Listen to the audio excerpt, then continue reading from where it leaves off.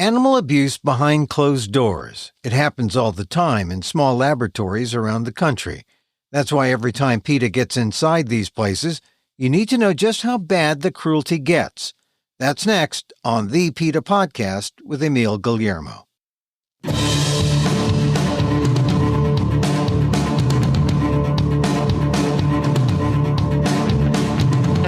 Welcome to the PETA Podcast. I'm Emil Guillermo, your host for this inside look at animal rights. Brought to you by PETA, the largest animal rights organization in the world. On today's episode, animal cruelty happens wherever there's a laboratory, big or small, for hire.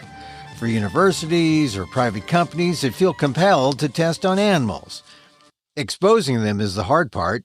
The USDA goes in and everything looks fine on that one time of scrutiny.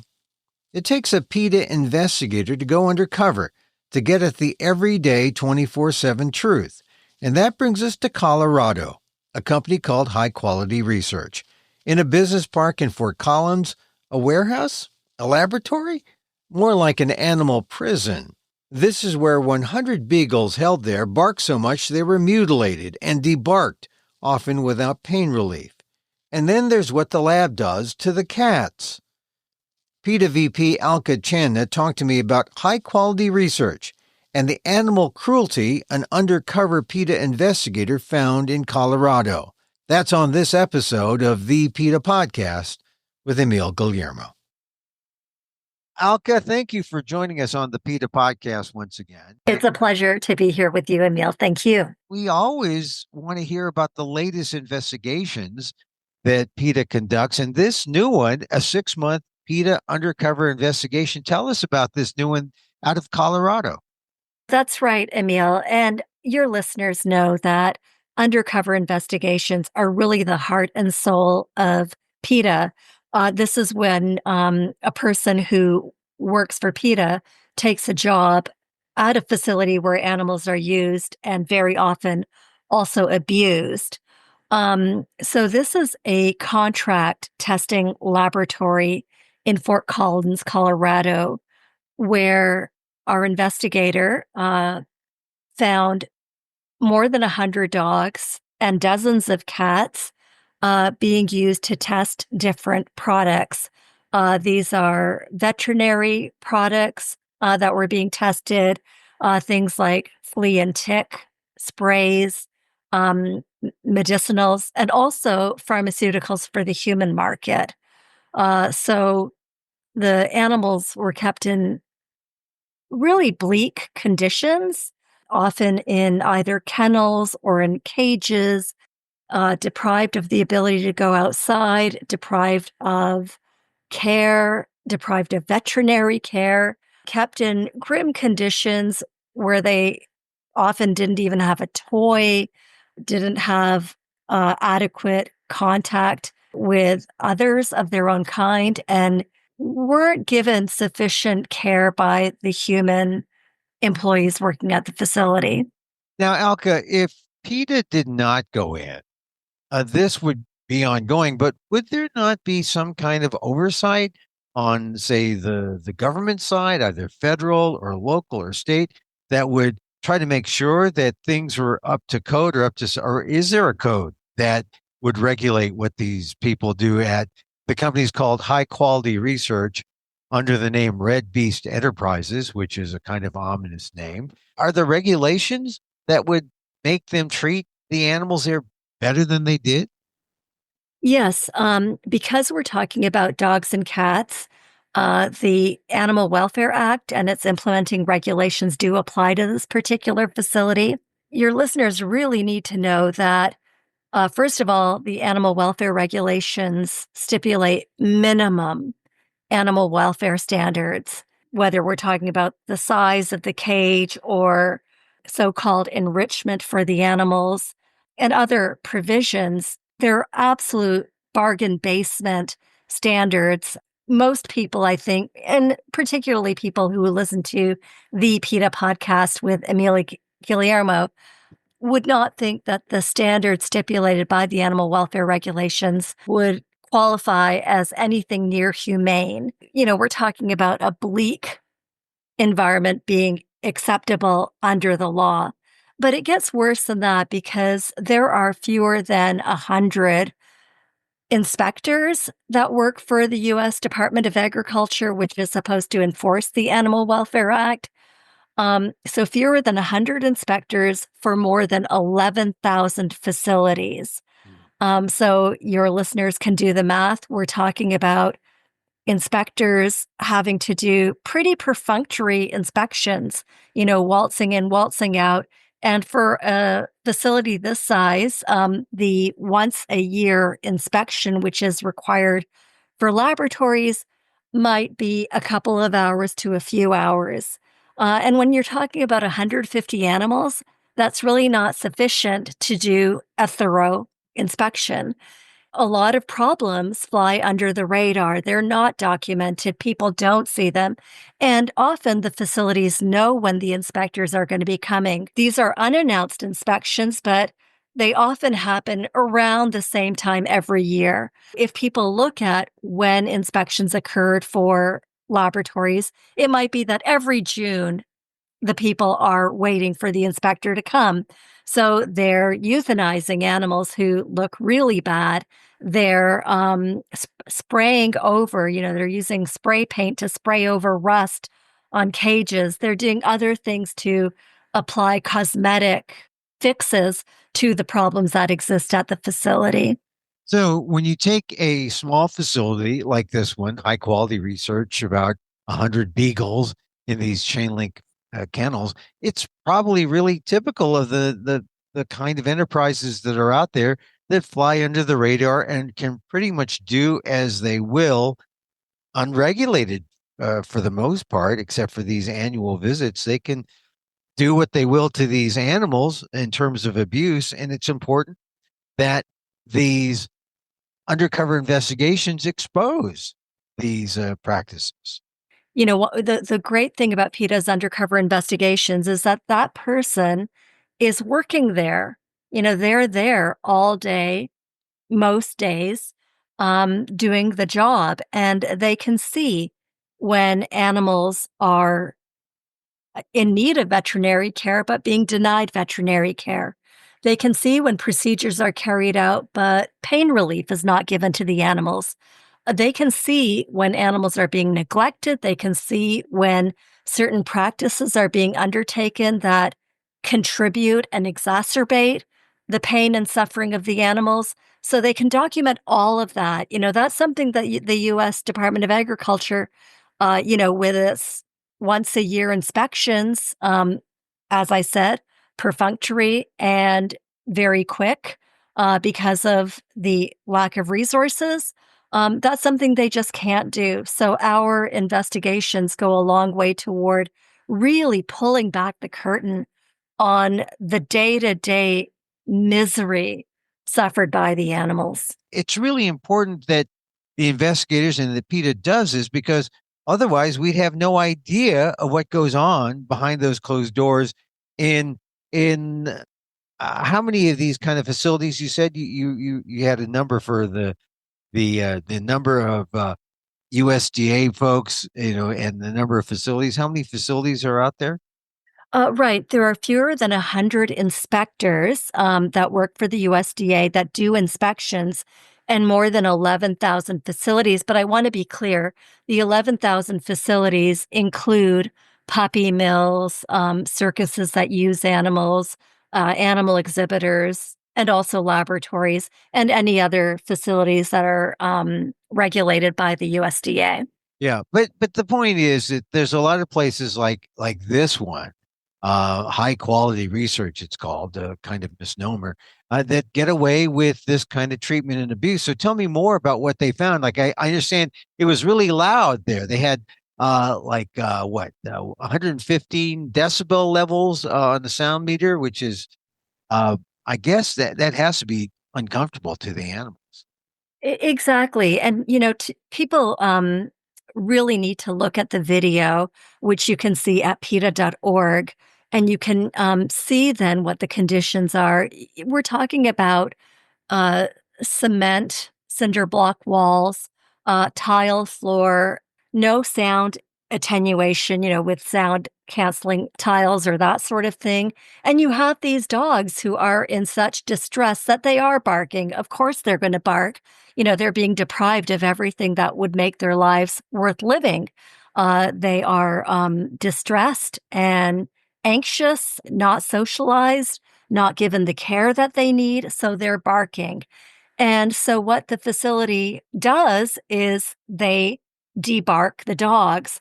And this is a procedure where the dogs would be anesthetized to begin with, but then the veterinarian would insert a long instrument, steel instrument, down the throats of the dogs to snip some of the vocal cords. He described the instrument as having teeth, and so the teeth would bite out pieces of the vocal cords. And the thing that your listeners really need to know is that the dogs, who are beagles, by the way, were not given any analgesia or post procedural pain relief. This goes against Veterinary Council. The American Medical Veterinary Association says that first of all, it advises that dogs should not be debarked. They should not be subjected to this procedure. But the AVMA continues that if the procedure is going to be conducted, post-procedural analgesia or pain relief has to be given to the animals. This is just beyond the pale of going against veterinary guidance and counsel on what should be done. They just saw it as inconvenient, and frankly, they didn't care that the dogs would suffer a lot of pain after having this instrument be thrust down their throats and pieces of tissue removed from their vocal cords.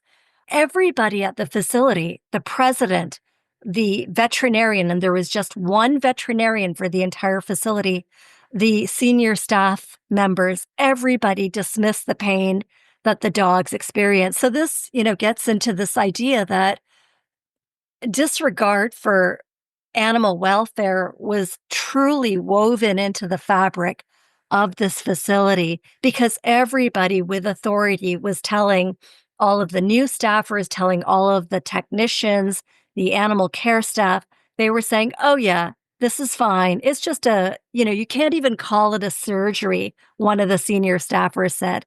And other people would say, oh, it's such a quick procedure. And okay, Now, well, sure. you're talking about the debarking procedure, but it gets worse when the animals actually do require some kind of surgery, like when they were treating cherry eye, which is a prolapse of the third eyelid gland that can cause permanent eye damage. But some of the dogs suffered from that. And what happened to some of the beagles who had what they call cherry eye? Well, this is the thing. The beagles were left to suffer. And the PETA's investigator asked the veterinarian, and as I said, there was only one veterinarian at the facility. When he was out, when he took days off, went on vacation, went hiking, um, there was no backup. And he himself worked very few hours in the day. He'd be checking out by 2 o'clock or even earlier. And when problems were noted, people would write out, the animal care staff would write out a memo, that they fill out a form to say that there's this health concern for this animal. And those reports, those animal concern records would just pile up, in the box outside the veterinarian's office. So this veterinarian, the sole veterinarian at High Quality Research, who's been there for nearly 20 years and is the only veterinarian there, our investigator asked him point blank, so what do you do when a dog has cherry eye? And he said, you have to find someone who can treat that because it's outside my skill set. Now, the thing is, that would be good if they found somebody who could treat cherry eye and brought that person in or took the dogs to a veterinary clinic that could treat cherry eye, but they never did that. And so for the nearly 7 months that our investigator was at that facility, she documented beagles who had cherry eye who were not given any veterinary treatment for their condition.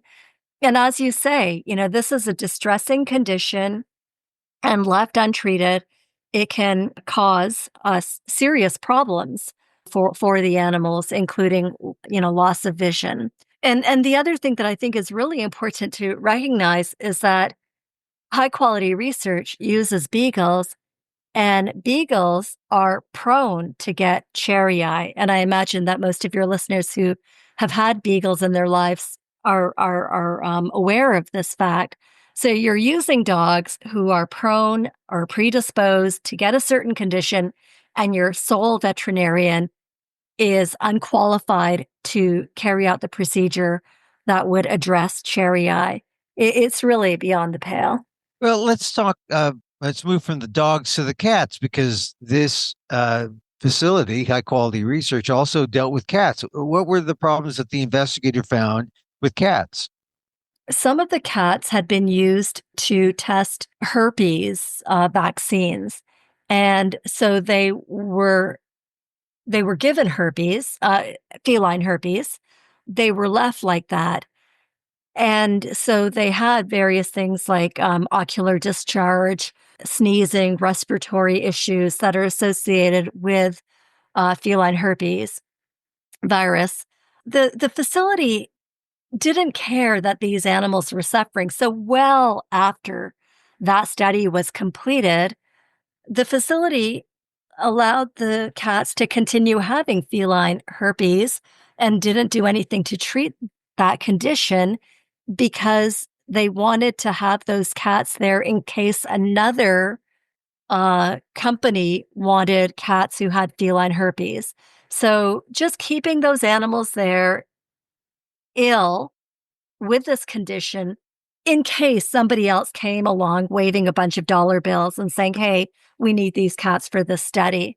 So the whole concept that these are animals who feel pain, who suffer, whose suffering matters, that idea left the building.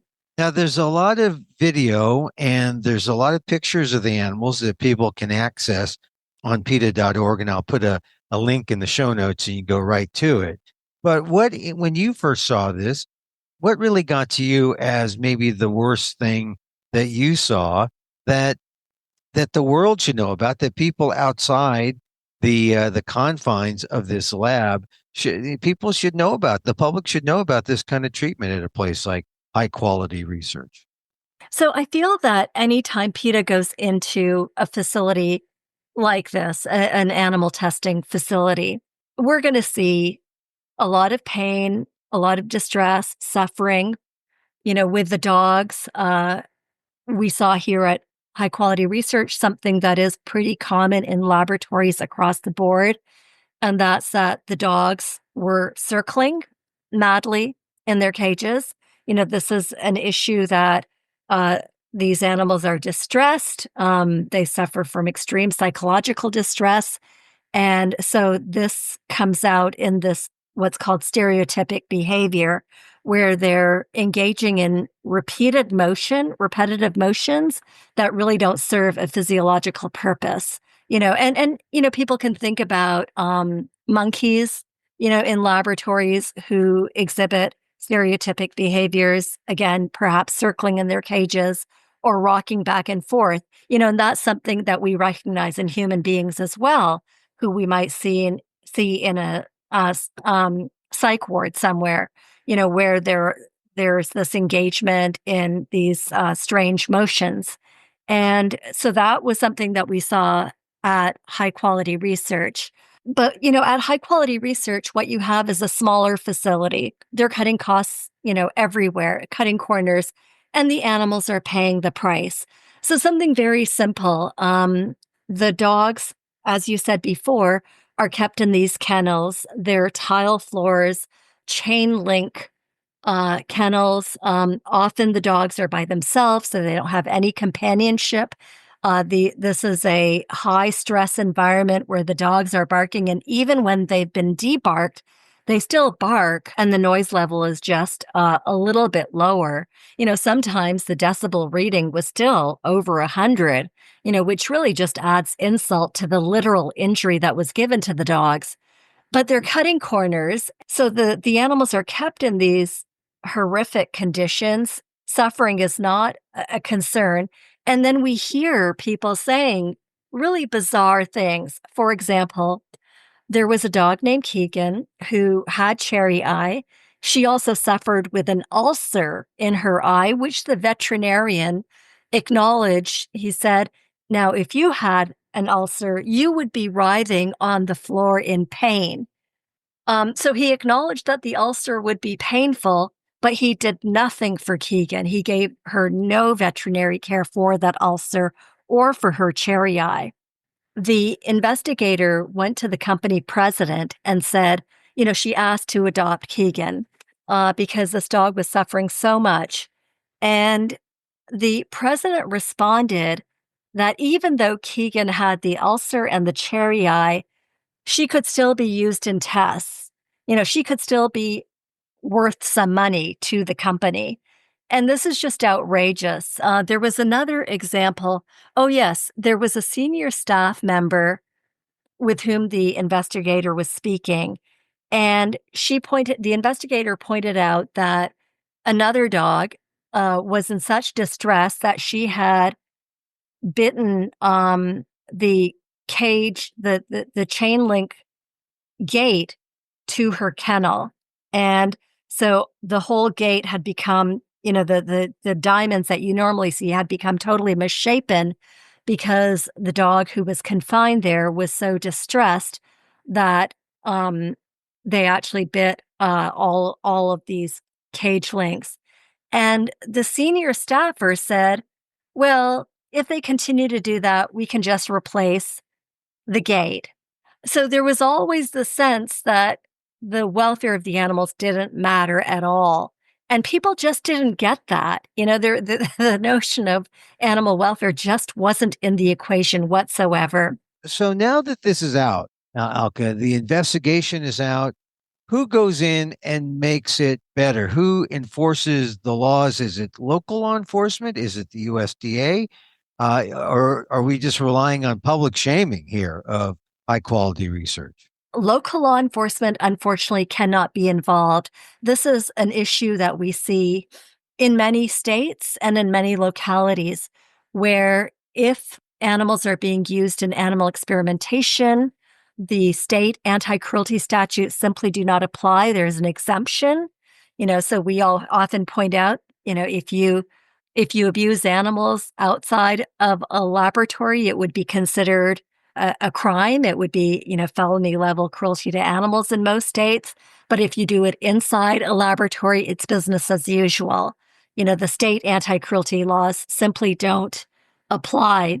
And in Colorado, what we're seeing also is that the laws there, the local laws, indicate that if a facility is overseen by the USDA and the Animal Welfare Act applies, there is the local laws have no provision that they do not apply anymore.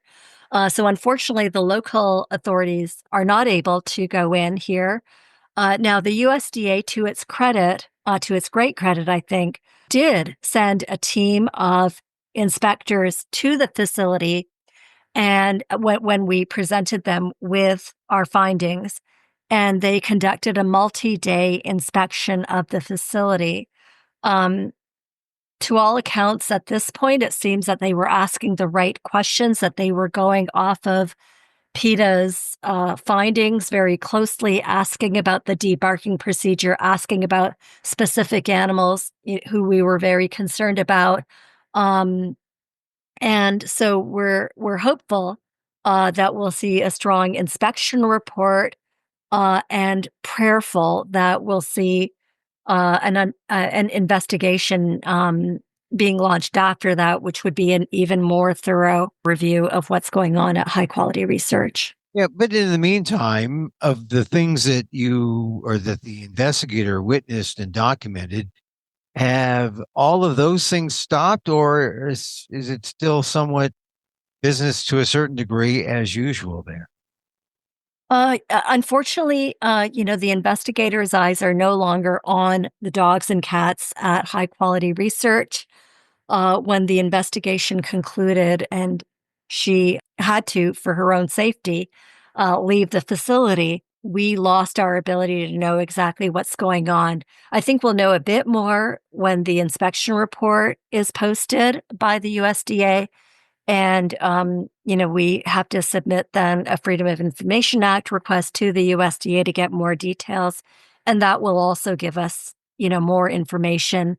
But I think that one thing that often comes out of PETA's undercover investigations is that the facility itself is put on notice that there are going to be more eyes on it. So it can't be business as usual anymore. I feel confident that certain practices, will have ended at this point, but I really would like to see the place shut down. We're also putting pressure on Colorado State University because CSU has placed a lot of studies at high quality research. And so we are calling on the university to look at PETA's evidence and reconsider its business relationship with the facility. We were also able to determine other universities and companies that have done business at high quality research by looking at published papers and so on. And we've also written to all of them. So we think that the ramifications will be a bit wider sweeping. And we also think that with every undercover investigation, the whole industry is put on alert that we will be watching and we will be sending our people in to these facilities to document the day-to-day misery suffered by the animals because these facilities use and abuse the animals. And so we hope that it's not just high quality research that rectifies its practices, but all laboratories that think we better get our house in order. And to a bigger point, we hope that these sorts of investigations and the exposés that pull back the curtain on such abuses that do not comport with what the American public expects. We hope that this motivates companies and laboratories, universities, and really everybody in this eco space to look at human relevant, non-animal research methodologies. They need to modernize. They need to let go of this totally antiquated way of doing quote unquote science. They need to modernize. Alka, thank you very much for giving us the insight and the details on the lab investigation that PETA just conducted. Really always appreciate you coming on. It's always a pleasure to speak with you, Emil. Thank you.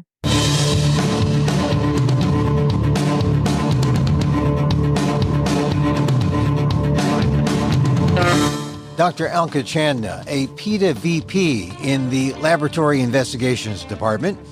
One thing you can do is impact business at high quality research. Let one of its biggest clients, Colorado State University, know that there's no excuse for animal cruelty.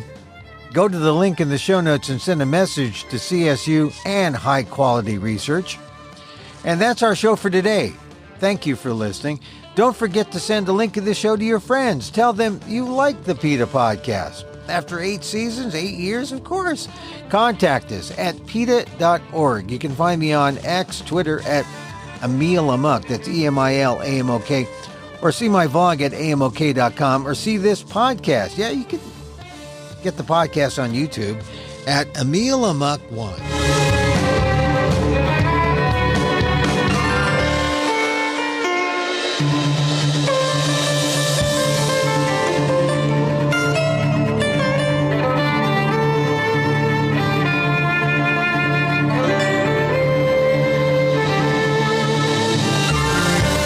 Once again, thank you for listening. Check out all our episodes on your favorite podcast app or on Apple Podcasts, where you can subscribe to as well as rate and review the show. It helps get the word out about the issues you care about.